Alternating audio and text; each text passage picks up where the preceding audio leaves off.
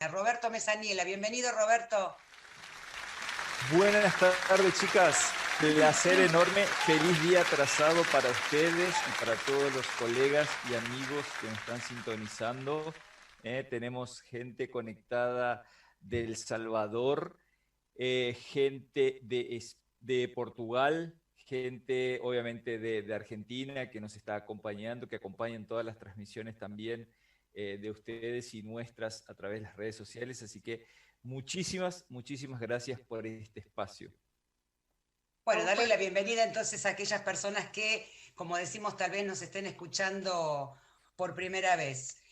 Bueno, Roberto, como siempre decimos, hay gente que nos escucha, que conoce mucho sobre el tema de las ciencias forenses, pero tal vez hay gente que no, tal vez alguien nos esté escuchando por primera vez y no sepa por qué el 1 de septiembre se conmemora en la Argentina el Día del Criminalista. Así que estaría bueno que nos hagas un poquito, un breve resumen.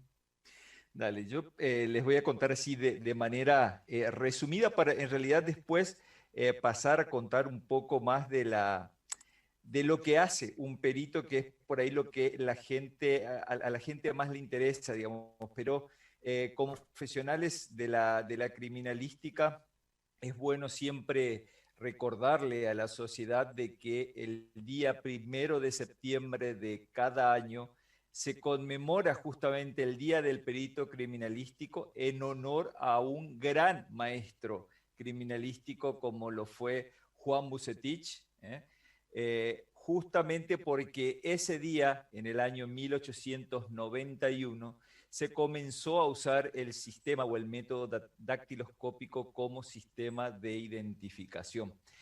Fíjate que esto no es un dato menor, digamos, para la gente que por ahí no sabe ni siquiera qué es un sistema dactiloscópico, porque para nosotros eso es algo común, oírlo y trabajarlo, pero para otra gente no. Para el que nos está escuchando, el sistema dactiloscópico se basa justamente en la identificación de las impresiones digitales. Esto es cuando uno va, por ejemplo, a hacer su pasaporte, su DNI o cualquier documento que requiera justamente la utilización del sistema dactilar, es cuando uno deja registrado en esa ficha dactilar que puede ser utilizado en algunos casos como sistema de identificación y de sistemas de identificaciones criminales también, obviamente, en varios casos. Y en ese sentido, chicas, les quiero contar algo que en realidad todavía está siendo algo novedoso, si lo vamos a llamar de una manera, porque no es común, digamos. Mucha gente que me conoce sabe que mi actividad profesional está en el ámbito. Yo hoy en día un 70% como perito de parte o como asistente técnico, como se lo conoce acá en Brasil, y no es común para un perito de parte trabajar en casos que envuelvan dactiloscopía o que envuelvan impresiones digitales. Eso es algo que lo vemos generalmente en la facultad, muchos sueñan con eso y a los que sueñan con eso yo siempre trato de plantearles la realidad. Inclusive el día de ayer estuve invitado por la Universidad de la Cuenca del Plata en Posadas, en la Cátedra de Criminalística 1 con la licenciada Andrea Strossen, en el cual yo les decía a los alumnos que estaban participando de esa cátedra que aquel que quiera o que le guste la dactiloscopía y que crea que con eso va a poder subsistir en el futuro como perito de parte, digamos que se saque de la cabeza, eh, porque es muy raro que podamos trabajar. Y en ese sentido, por ejemplo, yo te cuento que yo llevo 20 años de profesión, y de esos 20 años de profesión, hacíamos este cálculo con Horacio esta semana, este creo que es el quinto caso en el que trabajamos con pericia dactiloscópica. Y este caso en particular que nos tocó justamente desarrollar en la semana del criminalístico, que se trata de impresiones digitales, resultó ser un caso súper interesante que lo estamos trabajando con los profesionales que forman parte de las pasantías forenses en la consultoría pericial. y que está resultando y resultó en realidad en un trabajo fascinante, en un trabajo que demandó por parte de los chicos, de los profesionales, experimentación inclusive para probar la teoría o para probar lo que nosotros queríamos con relación a ese caso. Llevó, por ejemplo, a que este sea el segundo caso dentro de los 5 que tuve en los 20 años, en el cual yo pueda tomar las impresiones digitales. Eso es un trabajo, para que la gente entienda, es un trabajo común y diario en los peritos que forman parte de los cuerpos policiales, pero no de los particulares. Yo no sé si ustedes tuvieron esa vivencia, pero yo, esta es la segunda vez en los 5 casos que trabajo con la toma de impresiones digitales. Inclusive, mira, las tengo acá justamente. Esta es mi segunda ficha dactiloscópica, fue una experiencia fantástica. Tuve que ir a tuve que ir a tomar estas impresiones, a colectar estas impresiones digitales a la cárcel de máxima seguridad en Río de Janeiro hace 2 semanas atrás, así que está siendo una experiencia. Después, si quieren, podemos hablar de eso, o lo dejamos para que lo hablen ustedes con los chicos de las pasantías forenses el día 24, que con seguridad va a estar muy bueno. Yo veo que si hay alguien que hace lío, como se suele decir en las redes sociales, Roberto, él está en todo y está con este tema de las pasantías. Ya hace un tiempo, cuando empezó con todo este tema, yo lo veía en las redes sociales y charlando con él el otro día, bueno, nos comentaba que estaría bueno poder hacer un programa con los pasantes para que nos cuenten las experiencias y, como decía recién Roberto, en el programa del día 24 de septiembre vamos a hacer un programa con los pasantes para que nos cuenten qué tal la experiencia que tuvieron, ¿no? Después en el segundo bloque vamos a charlar un poquito de ese tema, Roberto, para que nos cuentes y sobre todo por si hay algún profesional interesado, saber cómo se puede contactar con vos y cómo es todo este tema de las pasantías. Pero el tema que le habíamos prometido a la audiencia y que tal vez, sobre todo a los estudiantes de criminalística, les interese, es hablar un poquito de lo que es el informe pericial, cómo se redacta una pericia, qué tiene que tener. Entonces, charlemos un poquito de lo que es esto. Dale. Con relación a eso, Marci, y está bueno, digamos, que toquemos esto porque lo vamos a tocar desde dos realidades, o lo vamos a charlar desde dos realidades diferentes. Perdóname, Roberto, Sí, discúlpame un segundo. Que yo te presenté Roberto Mesaniela, sí, pero no le aclaré a la audiencia. Vos sos licenciado en criminalista y criminología. Te recibiste en la Universidad Nacional del Nordeste aquí en Argentina. Actualmente estás viviendo y trabajando en Brasil, pero vos has trabajado por un montón de países de Latinoamérica. Por el entusiasmo de saludarte, me olvidé de contarle a la audiencia cuáles son tus títulos y cuál es tu experiencia profesional. Vos recién decías 20 años, pero 20 años que has trabajado en muchos países de Latinoamérica y que ahora estás trabajando en Brasil. así es. Más allá de los títulos, digamos, soy Roberto y soy amigo de la casa, entonces eso es un detalle nada más. Pero, pero bueno, vamos a contarle a los estudiantes y a la gente justamente esto de los informes periciales y la comparación que yo hago considerando esto que vos recién decías de mi participación o de mi experiencia en casi toda América Latina, trabajando como perito de parte, siendo consultor técnico en algunos casos y en organizaciones internacionales también como ONU, etcétera, etcétera, ¿sí? Pero bueno, qué es lo que quería comentar con relación a eso? Nosotros que venimos de una formación universitaria, venimos cargados de conocimientos que hacen con que nosotros tengamos ya un modelo de pericia casi estandarizado a nivel de Argentina. Por ahí las diferencias son mínimas con relación a los modelos de pericia o a la estructura de un informe pericial en Argentina. Pero Brasil, como ustedes saben, no tiene una carrera de criminalística o no tiene una universidad de criminalística como la tenemos nosotros en Argentina. Por lo cual y eso trae, digamos, una consecuencia un poco negativa y hasta, digamos, devastadora para la profesión, hace con que no exista un modelo de pericia, no exista una estructura de pericia. Y eso significa que cada profesional, según su entender, realiza y estructura esa pericia.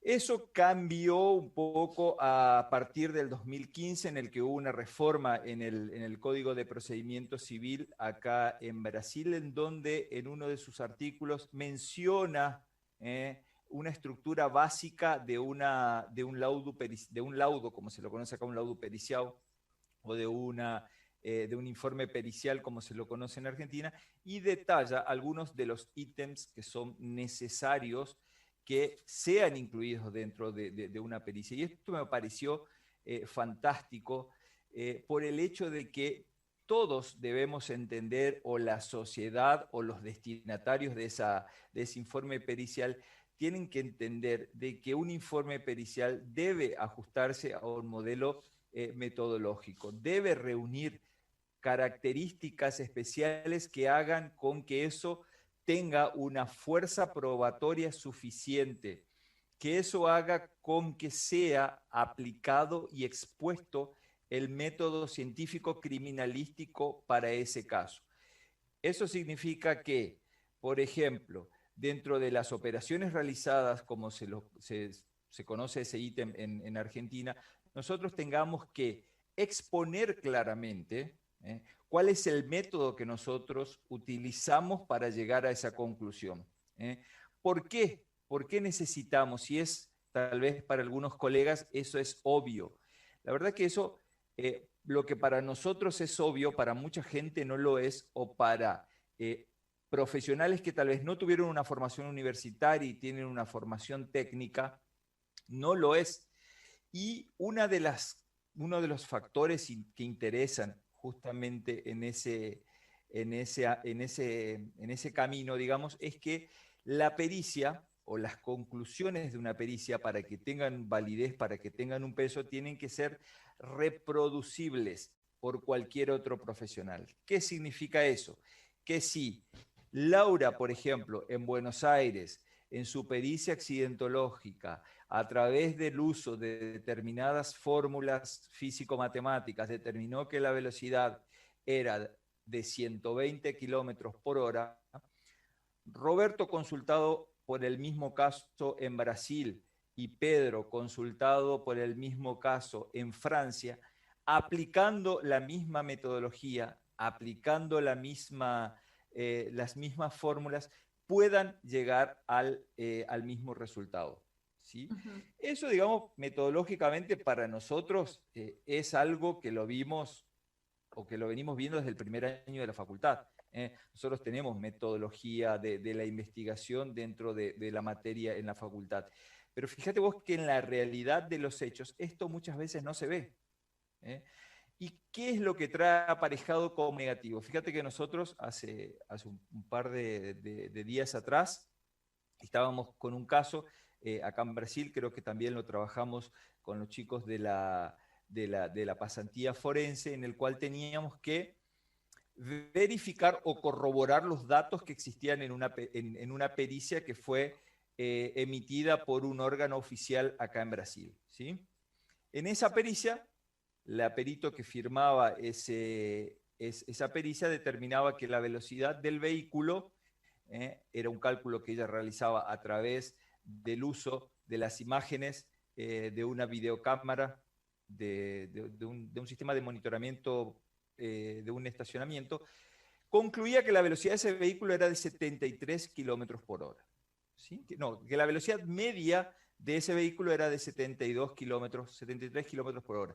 ¿Qué significa eso? Que si dice que era una velocidad media, significa que hubieron por lo menos 2 o 3 velocidades calculadas y que de eso sacó un promedio de Ujú. velocidad. Y decía que esa velocidad media estaba dada entre la velocidad antes del impacto, porque era un atropellamiento, y posterior al impacto. Perfecto. Hasta ahí, digamos, Es algo normal, algo con el que todo el mundo se encuentra, y ya voy a explicar, digamos, qué impacto tiene esto dentro de un proceso, porque si uno lo ve de esa manera, parece una cosa muy simple. Digamos, ¿cuál es el problema? Si ella determinó que estaba a 73 kilómetros por hora. Ahí el punto es justamente esto que hablaba anteriormente. Ese resultado debería ser reproducible bajo las mismas circunstancias por mí, en este caso que estaba como asistente técnico o como consultor técnico en ese proceso. ¿Qué pasó en la realidad? Fue imposible poder reproducir y llegar a esa misma conclusión porque la perito simplemente, o la perita, no sé cómo se dice, la perita suena feo, acá existe la perita, digamos, pero no sé en Argentina cómo eso suena. La perito determinó, no se explayó y no fue lo suficientemente completa al elaborar a elaborar su pericia y desarrollar justamente cómo llegó a esos 73 kilómetros por hora. ¿Eh? ¿Y eso qué trae como consecuencia, digamos? Para el profesional que realizó una impugnación. ¿Eh? Porque si el Código de Proceso Civil te está pidiendo requisitos mínimos ya a partir de ahora y vos no lo realizás, eso es motivo de impugnación en el ámbito legal, y en el ámbito técnico, ¿sí? Ahora, en el ámbito técnico solamente en el ámbito técnico es mucho más grave aún eso. Porque ese resultado, digamos, yo no tengo cómo decirle a mi cliente, pero sí tengo cómo decirle al juez, por ejemplo, de que no se ajusta a los parámetros técnicos, de que no se ajusta a la metodología científica que debería tener un informe pericial. Es grave, claro que es grave, porque yo no sé si verdaderamente estaba a 73 kilómetros por hora, porque no sé cómo calculó. Claro. Simplemente separó algunos frames de esa película, de ese trecho, y concluyó que estaba a 73 kilómetros por Y hora. son los fundamentos, ¿no? O sea, uno puede emitir una opinión, un dictamen, pero al no tenerlo, o sea, faltando los fundamentos, ¿cuál es tu, en qué te basas? Claro, ahí viene el otro tema justamente, y gracias por darme pie a eso, que es la fundamentación. Es una de las cosas que yo siempre repito y no me voy a cansar de decirlo. Todo el perito no puede dar una opinión simplemente sin fundamentar aquello que está diciendo. ¿Y cómo fundamenta? Justamente a través de bibliografía, a través de la correcta explanación del método que utilizó, etcétera, etcétera. Esa es la manera fundamental.